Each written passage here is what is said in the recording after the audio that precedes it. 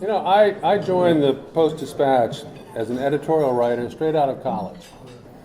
And in those days, you didn't get a job on the editorial page without first being interviewed by the editor and publisher, Joseph Pulitzer III. You can imagine what an intimidating experience that was.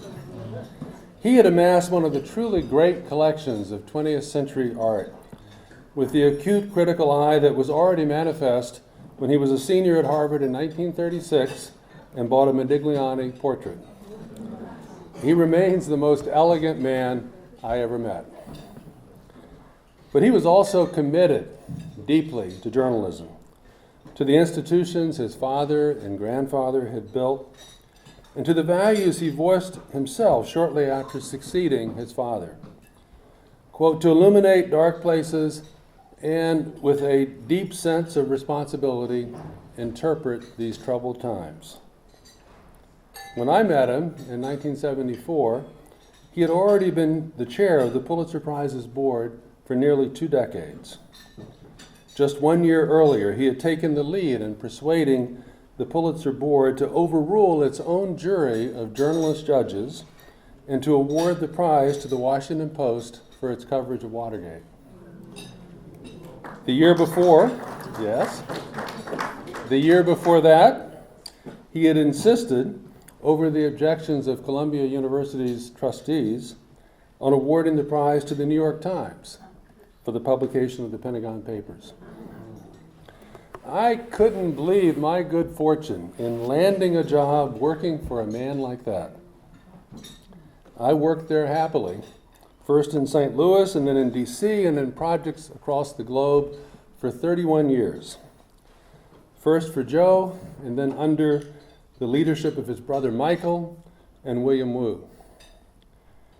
And thanks to Emily Rao Pulitzer, Joe's widow, and to David Moore, another grandson of the first Joseph Pulitzer and an accomplished journalist himself, I have had the great privilege of continuing to represent these Pulitzer values for the past 10 years.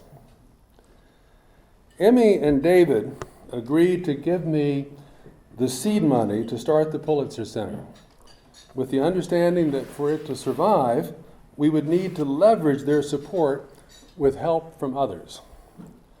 Thanks to those in this room and to many more outside, we have done just that, creating an organization that plays a vital role in surfacing stories that would otherwise go unreported, placing those stories on large media platforms, and using our growing educational network to sustain and extend debate and public engagement with the issues our journalists address.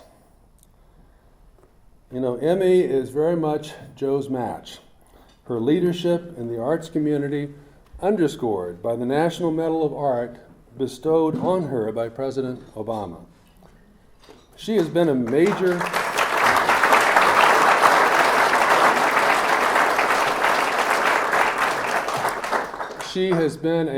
benefactor in the redevelopment of the Harvard Art Museums, a member of the Board of Overseers of Harvard University, a life trustee of the Museum of Modern Art, and the guiding vision, founder, and chair of the Pulitzer Arts Foundation in St. Louis, one of the most innovative, public-spirited, and engaged arts institutions in this country. But Emmy, like Joe, has had an outsized impact in the world of journalism too. On the local level, as a key investor in an online nonprofit news organization, the St. Louis Beacon, that is now a core part of St. Louis Public Radio, and on the international side through her leadership of the Pulitzer Center. She has chaired our organization from the start and has been the source throughout of wise counsel and the financial support that has increased over time as our operations grew. Tonight, we are absolutely thrilled to announce a major additional commitment, an endowment challenge from Emily Pulitzer to match every dollar up to $12 million that we raise in long-term support for the Pulitzer Center.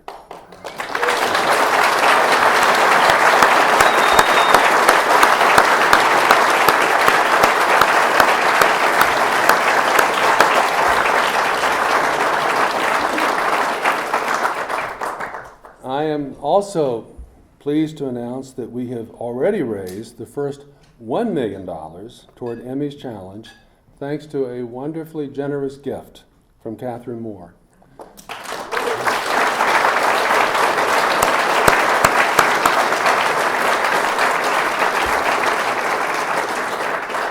David Moore's widow and his successor on our board.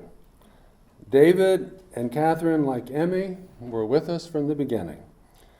David was an avid consumer of every news project the Pulitzer Center supported, asking that we forward printed versions each quarter out to ride of everything that had been published or broadcast. By the time of his death in 2011, it was quite a stack. And what a mountain it would be today. We're pleased that so many members of Emmy and Catherine's families are with us tonight. And what I'd like to do now is propose a toast. I think you all have glasses. I'd like to propose a toast to them both, to Emmy and to Catherine, in thanks for these splendid contributions, and even more for the gift of working with them for these past 10 years. Thanks to you both.